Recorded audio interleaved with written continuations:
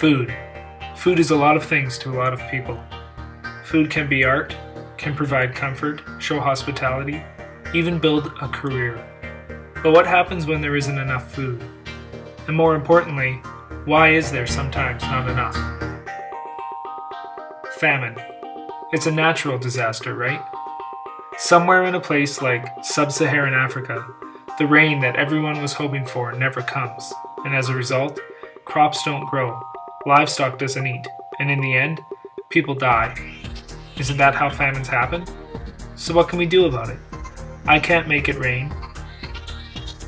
Amartya Sen is a guy who was born in India, and in 1998, he was given the Nobel Prize for Economics.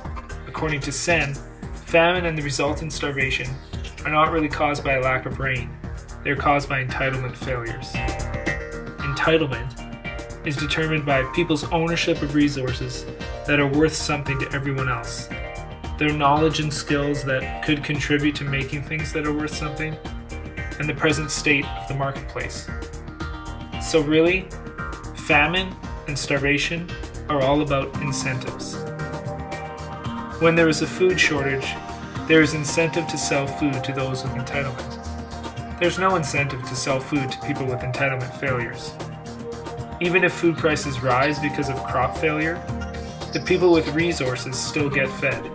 Those without don't. As Charles Whelan said, incentives matter. But that still leaves us with one question. If we know that starvation can be avoided during famine, what should governments do about it? Well, they need to shore up entitlements for the most vulnerable. This could be done through job creation. Creating emergency jobs for those facing starvation increases purchasing power, allows people to stay close to their homes, and gives people a sense of accomplishment and ownership that handouts never could. And it turns out that because those most vulnerable to famine account for such a small portion of a country's GNP, it really doesn't cost that much to restore purchasing power and increase the incentives for selling basic food products to the most vulnerable. Countries in the West need to support non-government organizations that use sound economic strategies to increase incentives to sell food to the poor and avoid rounding people up into camps that stifle the local economy and are breeding grounds for disease and violence.